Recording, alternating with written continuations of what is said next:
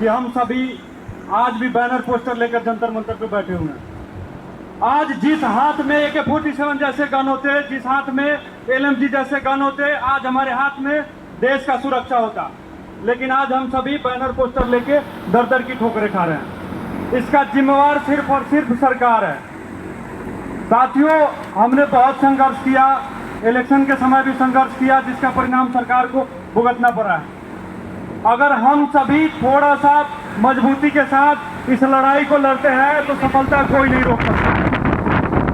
साथियों, जैसे कि हलचल सिंह ने बोला, पहले अंग्रेज भी इतना क्रूरता और तानाशाही नहीं करती थी। अंग्रेज भी अगर कोई भी युवा प्रोटेस्ट करता था, आंदोलन करता था, उस आंदोलन का मान रखा जाता था, उस आंदोलन को सफल बनाया जाता था, जो मांग होती थी उस मांग को पूरा किया जाता था।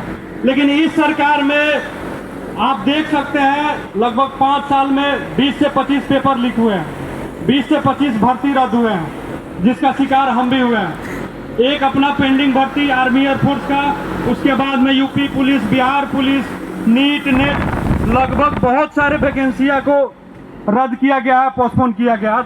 समझिए कि युवा जितना शोषण इस सरकार में हुआ, इससे पहले कभी किसी सरकार में नहीं हुआ था। साथियों, सबसे पहले मैं आप सभी को बता दूं, हम सभी युवाओं की आवाज एक होनी चाहिए।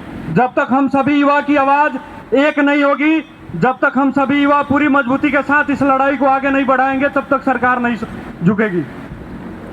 और आज मैं उन सभी युवाओं को बता देना चाहता हूं जो घर पे बैठे हैं और सोच रहे हैं कि अगर उन लोगों का होगा तो हमारा भी होगा। उन सब की वजह से ना तो हमारा हो रहा है, ना उनका भर्ती हो रहा है। अगर वो लोग ये समझ के बाहर निकलते कि हम अगर उनका थोड़ा सा साथ देते हैं तो पूरा मजबूती के साथ वो लड़ाई लड़ेगा, जिसमें सफलता उसे भी मिलेगी और हमें भी मिलेगा। वो एकदम कायर बन के घर पे बैठे हुए हैं। उन्हें मैं बताना चाहता हूं, अगर जीना है तो 2 ही दिन जियो, लेकिन शेर की तरह जियो। भेड़ियों की तरह 100 साल नहीं जीना है। जीना है तो 2 ही दिन जियो, लेकिन शेर की तरह जियो। भेड़ियों की तरह 100 साल नहीं जीना हमें। और जब तक, मैं आप सभी से पहले भी वादा किया था, इस लड़ाई को अंतिम छोर तक ले जाऊंगा, निर्णायक बनाऊंगा। और आज भी मेरा वादा है, जो भी करना पड़े, जिस भी तरह हम इस लड़ाई को आगे बढ़ाएंगे और इस लड़ाई को जीतेंगे। अभी अगर सरकार हमारी मांग पूरी नहीं करती है तो 3-4 स्टेट में चुनाव है। और नीतीश जी से भी मैं कहना चाहता हूं, अगले साल 2025 में चुनाव है। अगर नीतीश जी हमारी भर्ती को लेकर अगर कोई कमेंट वगैरह नहीं करते हैं या सरकार से हमारी मांग को नहीं रखते हैं सरकार के पास, तो 2025 में पूरी मजबूती के साथ पूरे बिहार में घूमेंगे और उनके खिलाफ वोट करने का अपील करेंगे पूरे बिहार को।